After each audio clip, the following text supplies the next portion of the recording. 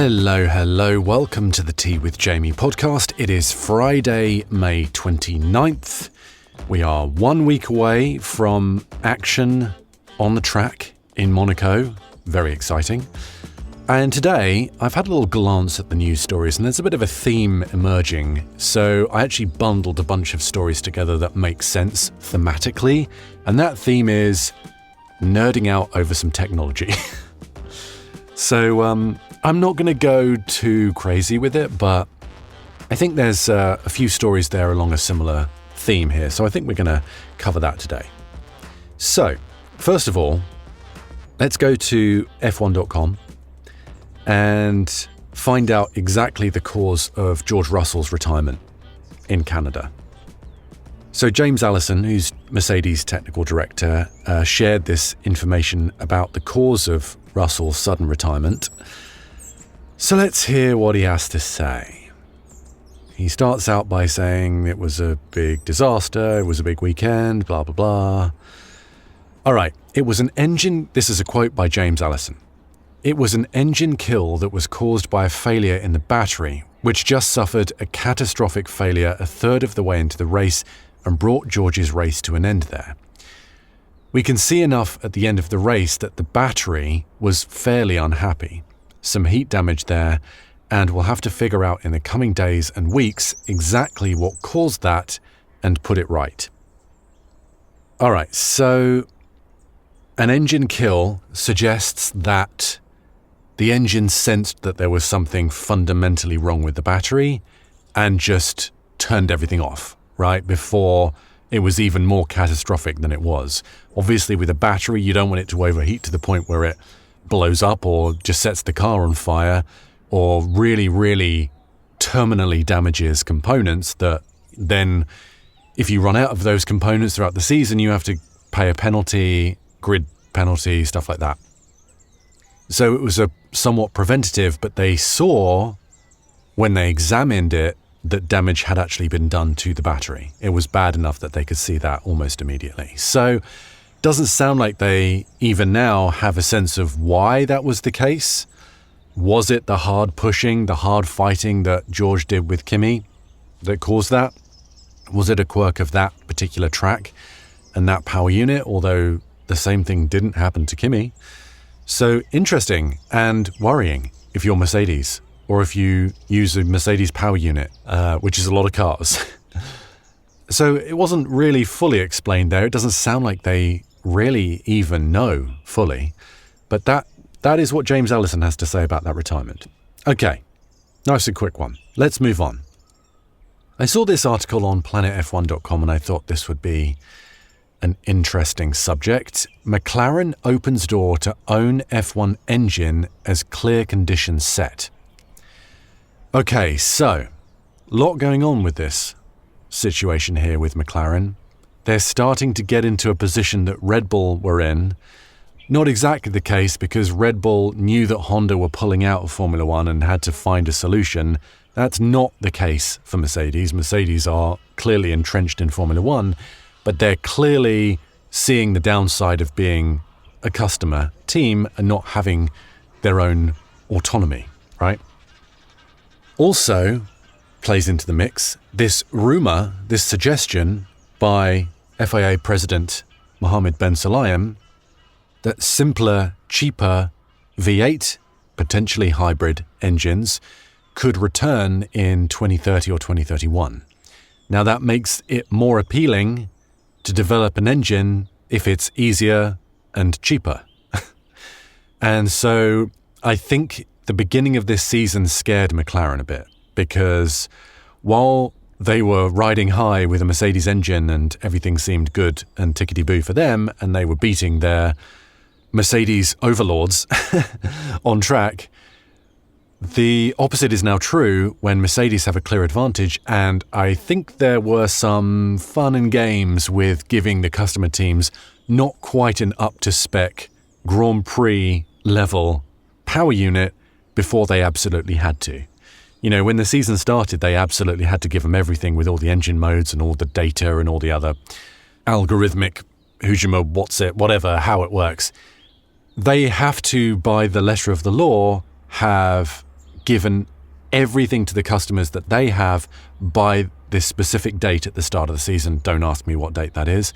But prior to that, when they were testing and figuring things out, they could give them an iteration that wasn't exactly what they were going to ultimately get, which when you're trying to set up and build and develop and tweak a power unit and a power unit that is going to go into a car, that is not ideal preparation for the season.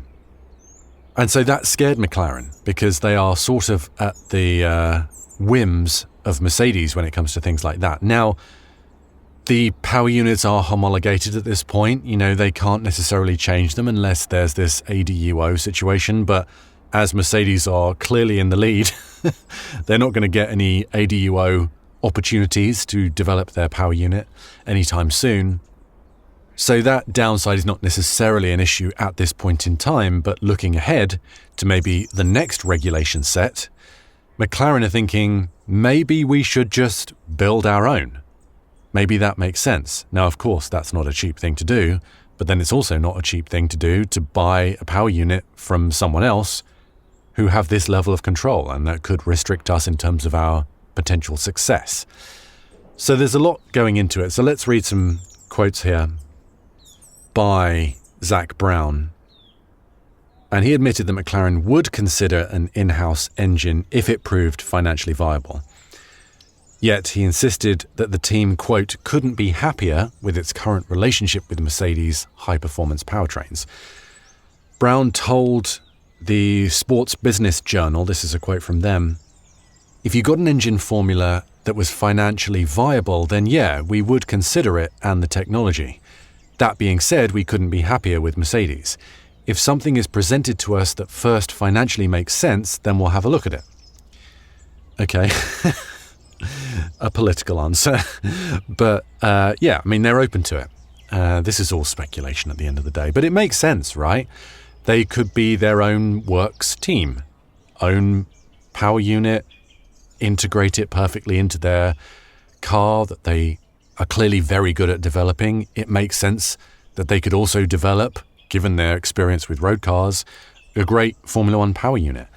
And then their own destiny is in their own hands. Yes, of course, they don't have the reassurance that hugely experienced company like Mercedes could produce something with all of their facilities and their experience, but having that independence, and Red Bull is a good prototype for this. Yes, they've partnered with Ford, kinda, but really the majority of the power unit has been developed independently by Red Bull, with a little assistance by Ford when it comes to manufacturing parts and I think using some of their advanced technologies. But essentially Red Bull have proven that especially this era of power unit, possibly this era of power unit might be the most complicated power unit ever, or at least for a long time.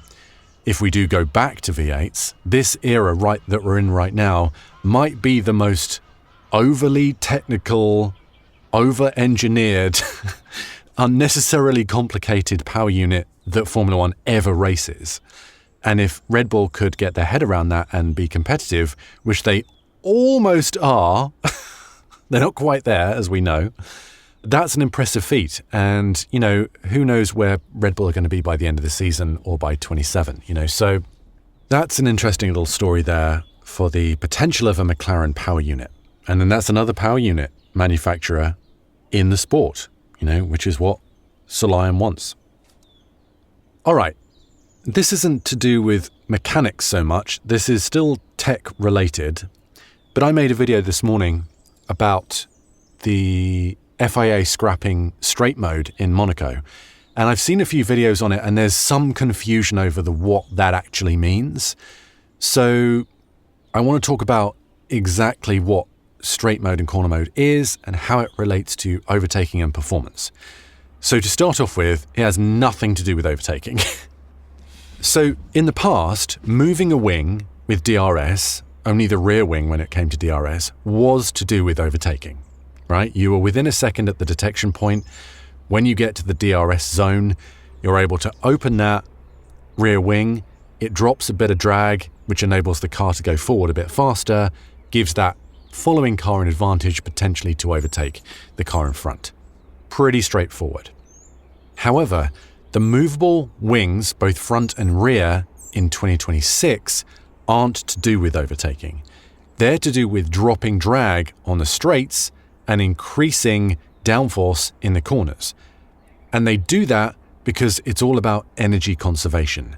They don't want drag and downforce on the straight bits because the power unit has to work that much harder to push the car forward. So if you're talking about being aero efficient and battery and energy efficient, you want less downforce on the straight bits and more downforce on the corner bits in order to get the car around the track nice and quick with the least amount of energy wastage as possible. And that's why the movable wings are the way they are this year. They, of course, do have an overtake mode, which is activated if you're within a second of the car in front at the activation point. This is all very similar to DRS, but that advantage, that boost, is all done with an electrical boost this year. It's boosting up the power unit a bit to give you a little advantage to get you over in front of the car in front. So, in effect, the electrical boost is almost identical to DRS, but it does it a different way. It doesn't use aero in order to do it, it uses the battery.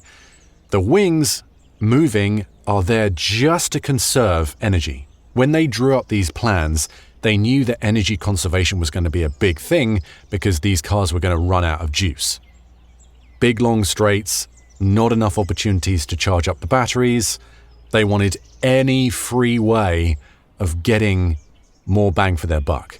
So dropping aero on the straight bits was the way to do that. A little wing movement on the front and the rear, and all of a sudden the car is easier to power going down the straight bits. All right, so that's that.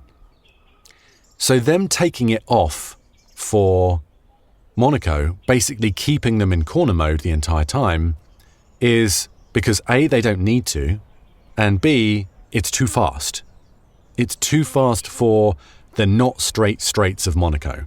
You know, going through the tunnel, going up the hill. They're not straight, and the walls are narrow, and the potential, particularly coming out the tunnel, you know, when they're braking and they're going down into that bit where there's that sort of split part. You remember when, was it Perez had a big crash there one year? He was all disorientated from it. Bunch of people have crashed down there. But they come out the tunnel, they go straight on rather than doing the little chicane, Nouvelle chicane. But at that point, if they're going, you know, faster than they ever have coming out the tunnel, and they've got an issue with traction or there's some fighting going on, that could be a catastrophic accident. So they're like, straight mode is just too fast. We don't need it for battery recharge because we've got plenty of recharging opportunities because there's tons of braking zones at Monaco. You're never really getting up to, you know, like Monza speeds or Baku speeds or Spa speeds because there's just no places on the track to do that. So you're not dumping the battery at any point. So it's just unnecessary and potentially dangerous. So with all that said, the straight mode and the corner mode has got nothing to do with overtaking. It's to do with energy conservation, and in Monaco, you don't need to worry about that. It is all to do with it's unnecessary and it's potentially unsafe. All right, just wanted to clear that up because I've been seeing a few videos where people are confused about that. And this leads us to an article in The Race. This was by John Noble. Again, I quote him a lot.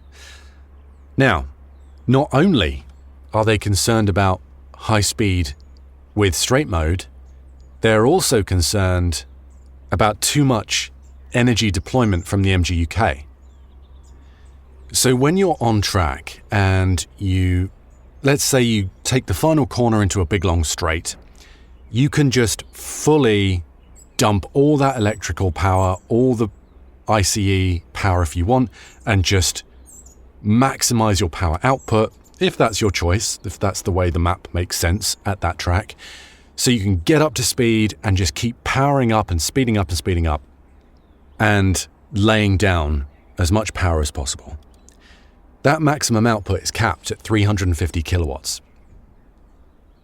The sort of base standard says that when you get to 290 kilometers per hour, the electrical side of that power unit has to start ramping down at a certain ratio per kilometer per hour after that, So when you reach essentially 340, 350, something like that, you should have no kilometers per hour, that is.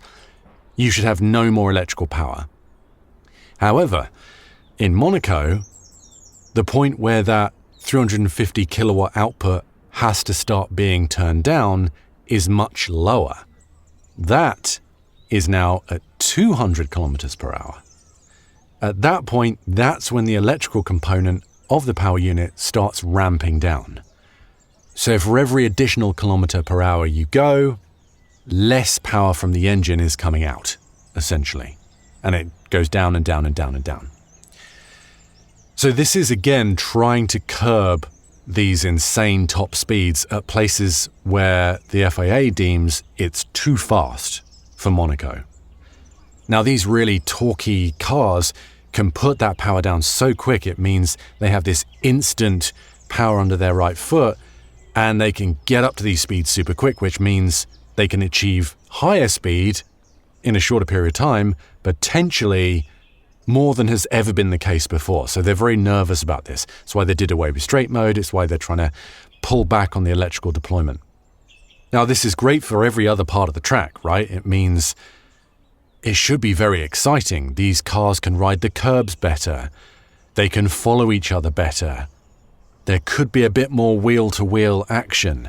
They're not worried about the battery. The boost and the deployment and the harvesting is not going to be such a concern for these cars. To be honest, the benefit of slightly higher speed in the straight-ish parts of the track is not really there when the cost is potentially much higher. So it makes a lot of sense. So continuing on with that, I'd like to read a few quotes from some of the drivers who are actually quite enthusiastic about the potential for Monaco this year. So Ollie Berman said, "Maybe there'll be a bit more fun to drive. That could be nice. I don't think there's really much opportunity to innovate in terms of energy in Monaco just because of the limits with the speed. It's very early in Monaco for obvious safety reasons. But I think it's just going to be a bit more like last year, where we can just drive how we want, use the gears how we want, and not have to do any silly lift and coast and these things. I'm actually quite looking forward to it. It should be good." And Charles Leclerc said a similar thing. He said, "I think Monaco is actually going to be one of those races where these cars might be very good. First, we have now lighter cars, which for a track like Monaco, I think has its benefits. The electric side is going to be a lot less big in Monaco, just because we'll be recharging quite a bit with all the corners there. So I think, yeah, I'm quite excited for Monaco." So I think all in all, the cars being smaller, lighter, more nimble, more reactive, easier to hustle, the straight bits potentially being a little bit more intense. Could this be the fastest ever lap of Monaco? Remember last year, Lando was able to pull out the fastest ever lap, but he had insane downforce with the ground effect, and they were right at the end of the regulation set, so they were getting the absolute most out of these cars. But could this be better? Could it at least be similar, which is a step up compared to previous races this season, right? They've been a few seconds off. Now, I don't think that ultimately matters because you're not comparing them like for like at the same time anyway, but it could be pretty exciting. Do I think this is going to result in overtakes? Probably not, let's be honest. But you never know. You never know. I'm always the optimist when it comes to things like this. I think probably it's going to be a procession once again, and hopefully the weather's good. I haven't looked at that yet. We're still a week away, so there's sort of no point yet. But I think the drivers are going to have a good time. And at the very least, it's going to be a classic Monaco race, whether you like that or not. And qualifying should be great. Now, I think they should look really lively.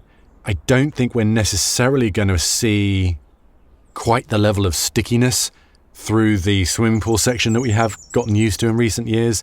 Maybe they're a little bit more ragged, and that's kind of fun in its own way. Like, it's amazing seeing those cars just fly through their obnoxious speeds, as in previous years with the ground effect and stuff. But there's also a ton of fun watching the drivers having to fight to get these laps in, right? So maybe the lap times are a bit slower because of that, but then maybe it's made up for in the straighter bits, so who knows? Who knows, really?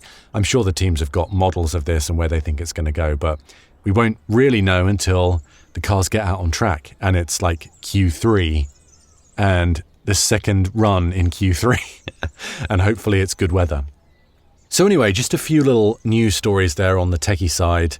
Apologise if that's not your thing, but every now and again we'll throw one of these in there.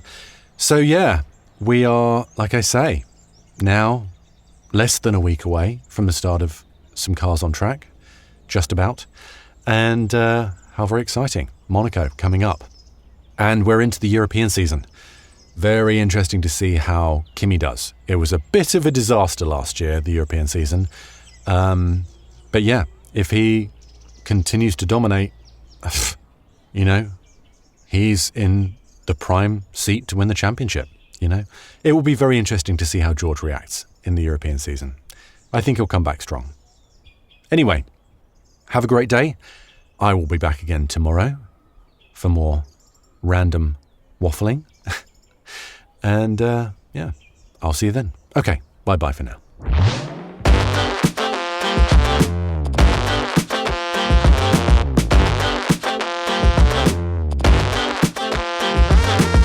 I've been your host, Jamie Muffett. You can find me on social media for more of this rambling nonsense under my name or F1_Jamie.